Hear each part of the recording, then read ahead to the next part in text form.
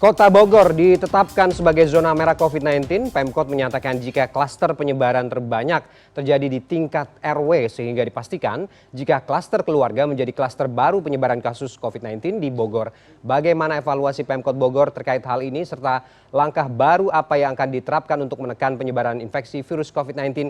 Kita coba konfirmasi dengan Wali Kota Bogor, Bima Arya. Assalamualaikum, selamat malam Pak Wali. Waalaikumsalam, selamat malam. Ya, dengan Ferry Pak, terima kasih sudah bergabung dengan kita malam ini. Pak Wali, Bogor ditetapkan sebagai zona merah COVID-19. Apa kemudian yang masyarakat perlu mendapatkan informasi lebih lanjut? Kenapa kondisi ini bisa terjadi? Evaluasinya bagaimana Pak sejauh ini? Yang pertama begini, kalau selama ini klaster utama sumber penularan COVID itu adalah dari luar kota. Nah, saat ini sudah dari dalam kota atau transmisi lokal, khususnya dalam keluarga. Jadi kalau tadinya virus itu dibawa dari warga kami yang aktif di luar kota, nah sekarang sudah di dalam keluarga. Kami menghitung ada hampir 50 keluarga dengan kasus positifnya itu sekitar 190. Ini jumlah yang luar biasa. Ini terjadi karena keluarga-keluarga ini memiliki aktivitas di luar. Nah, karena itu kami Muspida Forkopimda Kota Bogor mengambil langkah-langkah strategis yang sangat penting. Ingin menyadarkan kembali kepada warga bahwa situasinya belum aman.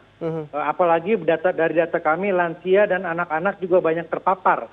Ya karena banyak aktivitas di luar. Nah, karena itu iya betul. Karena itu langkah yang kita lakukan adalah pemberlakuan pembatasan sosial skala mikro. Jadi ada 104 RW dengan status zona merah di Kota Bogor, dan di zona merah inilah dilakukan pembatasan aktivitas secara ketat.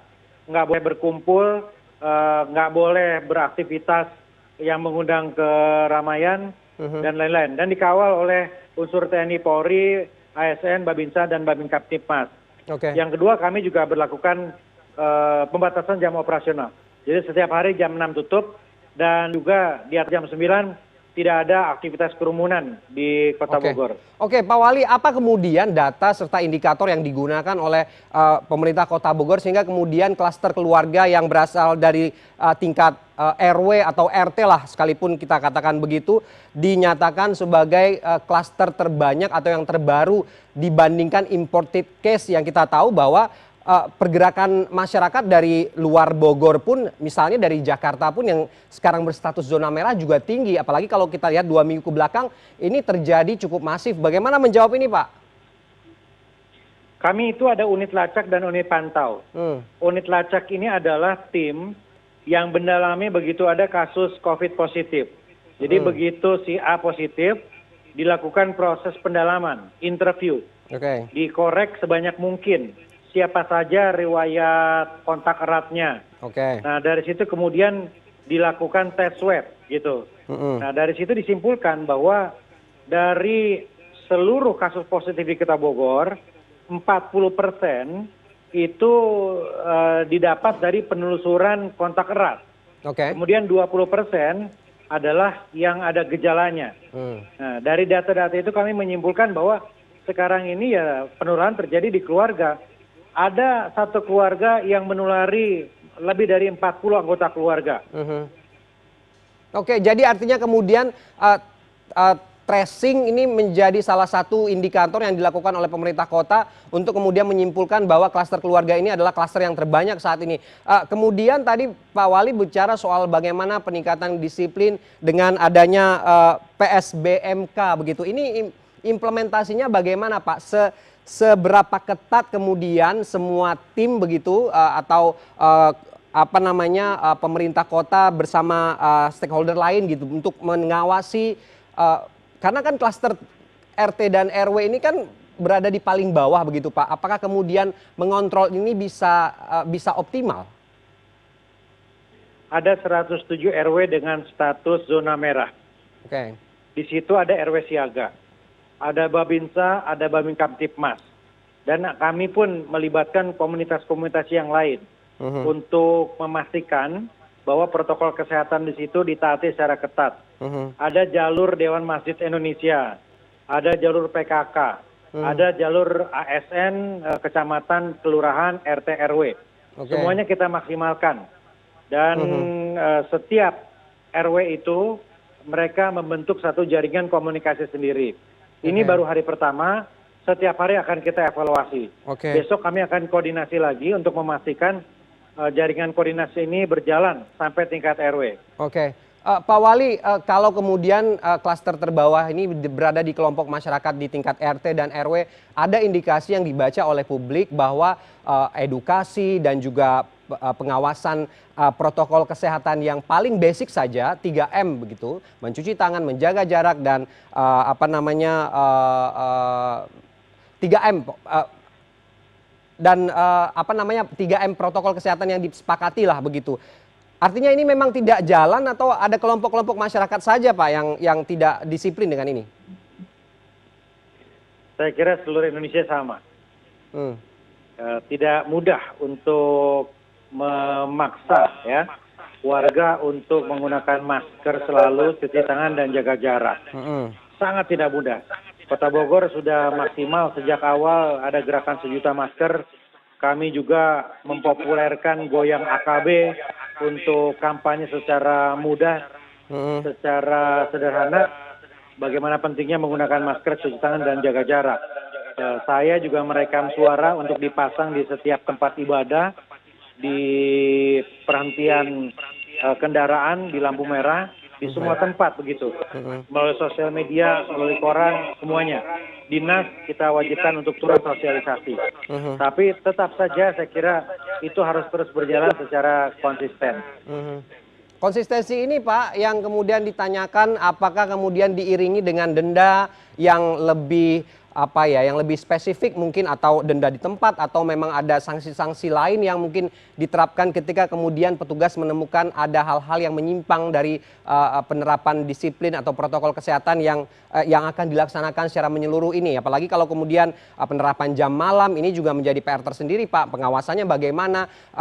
Belum lagi lokasi wisata, restoran, tempat ibadah. Bagaimana kemudian ini koordinasinya bisa menyeluruh Pak Wali?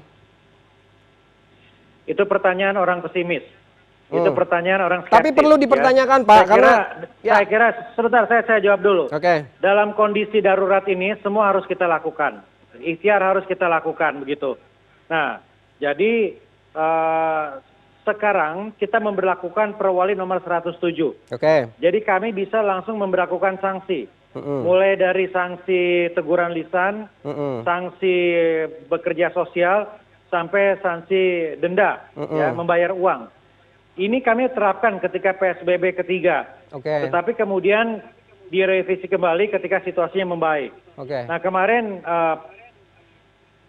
Pergub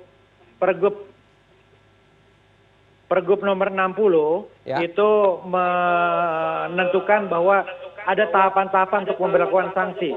Kami kita melihat setelah dievaluasi terlalu panjang. Harus ada 3 peringatan dulu baru diberlakukan sanksi. Nah hari ini kita revisi kembali jadi bisa langsung diberlakukan sanksi. Jadi kalau ada pelanggaran kami langsung bisa memberlakukan sanksi tadi. Oke, kalau wacana emergency break apakah kemudian juga mungkin Pak diterapkan melihat cara-cara makro seperti yang sekarang berlangsung ini tidak juga ampuh? Anda salah paham, ini bukan makro, ini mikro. PSBB yang itu sekarang makro, maksud saya. satu kota. Tapi sekarang pembatasan sosial berskala mikro. Ya, berskala mikro. Dan kalau bicara gas dan rem, ini rem. Kalau kemarin ketika pra AKB kita ngegas. Nah sekarang saatnya ngerem.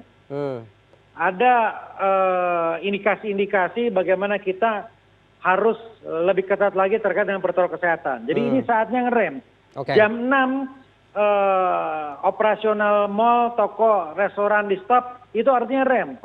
Jam 9 diminta untuk tidak beraktivitas, itu artinya rem. Kalau Anda bertanya tadi soal gas dan rem tadi. Termasuk juga aktivitas rumah ibadah dan aktivitas masyarakat di luar rumah begitu Pak ya, akan dibatasi ya jamnya ya? Anda juga salah paham, hanya di zona merah. Jadi sekali lagi, pembatasan sosial berskala mikro ini diberlakukan di RW zona merah. Iya, itu yang maksud Ada saya. 104 Ya, zona merah. itu yang Yang saya. lain itu normal. Ya, artinya di zona merah ini aturan-aturan dan batasan itu tadi akan diterapkan, begitu ya Pak Wali ya? Iya, betul. Oke, nanti kita lanjutkan Pak, bagaimana kemudian formula yang pas untuk kemudian mendisiplinkan warga agar kemudian bisa keluar dari zona merah ini. Kita akan balik lagi sesaat lagi dengan Wali Kota Bogor Bima Arya.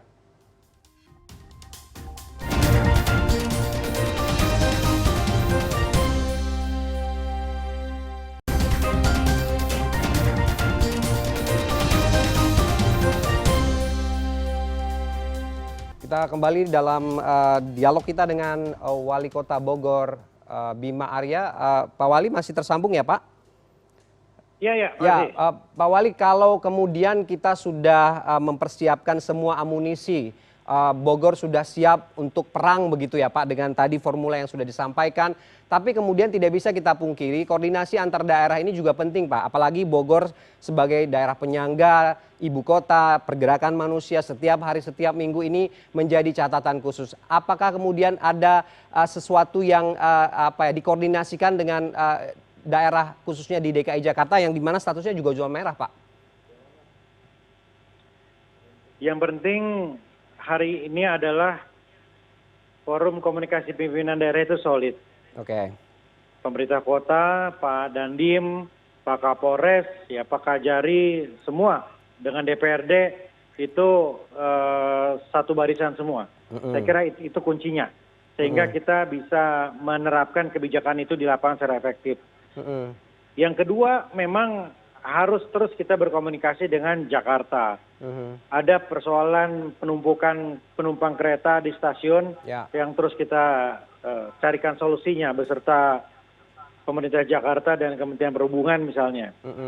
Kemudian hal-hal lain juga saya kira terkait dengan bagaimana kita bisa menghimbau warga Jakarta untuk menahan diri dulu ya, agar akhir minggu ini tidak berkunjung dulu lah ke Kota Bogor. Karena setiap Sabtu Minggu terjadi penumpukan di mana-mana dan ini menimbulkan kekhawatiran bagi warga Bogor. Oke, artinya untuk aspek transportasi ini juga jadi catatan khusus ya Pak ya? Iya, itu kita bicarakan terus, rutin dengan Provinsi Jakarta. Oke. Pak Wali, tidak bisa kita pungkiri juga bahwa edukasi, lagi-lagi edukasi kepada masyarakat sampai lapisan terbawah ini belum juga dirasa optimal. Seperti yang Anda bilang bahwa ini persoalan di semua daerah. Tapi ini penting Pak, paling basic begitu penerapan 3M ini. Apakah kemudian akan dibentuk kelompok-kelompok kecil begitu Pak di tengah masyarakat di level-level terbawah begitu untuk memberikan edukasi secara berulang dan menyeluruh agar kemudian protokol kesehatan yang 3 itu tadi bisa didisiplinkan dan ditertibkan begitu Pak? Itu yang dimaksudkan dengan pembatasan sosial berskala komunitas. Ya, tapi kemudian Jadi komunitas yang menjadi aktor. Tapi aspek komunitas yang ikut berkampanye. Ya, tapi Pak Wali, aspek ketidakpercayaan publik atau masyarakat di kelompok-kelompok masyarakat tertentu kan juga ada pengaruh, Pak. Bagaimana kemudian ini bisa dipecah begitu pemikiran-pemikiran yang mungkin keliru atau salah? Bagaimana kemudian kerja dari PSBMK ini? Ada jalur aparatur, kecamatan, kelurahan, RT, RW. Ada jalur kader PKK, ada jalur Karang Taruna, ada jalur organisasi kepemudaan, ada juga jalur keagamaan, forum komunikasi umat beragama. Jadi semua kanal, semua jalur, insya Allah kita maksimalkan agar komunikasi kita sampai. Jadi agak rutin kita melakukan pertemuan secara online dengan semua jalur itu untuk meminta kerjasamanya agar warga bisa teredukasi dengan lebih baik. Oke, kalau tidak siap-siap disanksi ya Pak Wali ya. Pak Wali, apa himbauan untuk warga Pak? Warga Bogor hari ini situasinya sangat tidak mudah. Mari kita jaga keluarga kita masing-masing, keluarga kita tercinta, tetap patuhi protokol kesehatan, dan hati-hati apabila beraktivitas keluar. Dan selama 2 minggu ini dimohon kerjasamanya, kesabarannya, keikhlasannya untuk sedikit menahan diri agar kita bisa bersama-sama menekan penularan COVID-19 di Kota Bogor tercinta. Pak Wali dapat bisikan kabarnya Bapak habis ini mau patroli kemana Pak? Sasarannya Ya, ini mau weekend juga nih Pak? Saya dari siang ini jalan, nah sekarang jam 10 menit lagi kita akan apel, kemudian keliling Kota Bogor bersama Forum Komunikasi Pimpinan Daerah, memastikan nggak ada lagi yang nongkrong-nongkrong nggak jelas. Ada di beberapa titik dilaporkan, di Air Mancur, di BNR misalnya, itu anak-anak muda suka nongkrong-nongkrong di situ. Kita akan bubarkan itu. Termasuk di restoran-restoran dan tempat wisata lain begitu ya Pak ya? Restoran udah nggak ada yang buka. Tadi kita sudah pantau. Jam 6, setengah 7 sudah tutup. Paling penting. Sebagian besar restoran. Ya paling penting kemudian introspeksi diri, tidak saling menyalahkan karena bagaimanapun disiplin ini dimulai dari diri sendiri. Protokol kesehatan menjadi sebuah yang wajib untuk diterapkan agar kemudian jurus-jurus yang sudah disiapkan oleh pemerintah Kota Bogor ini bisa menekan penyebaran infeksi virus corona dan bisa keluar dari status zona merah untuk saat ini ya. Terima kasih Pak Wali sudah bergabung dengan kita. Ya, terima kasih. Ya, selamat malam. Jumlah kasus COVID-19 di benua Amerika Selatan mencapai 7 juta kasus pada pekan ini. CNN Indonesia Prime News segera kembali.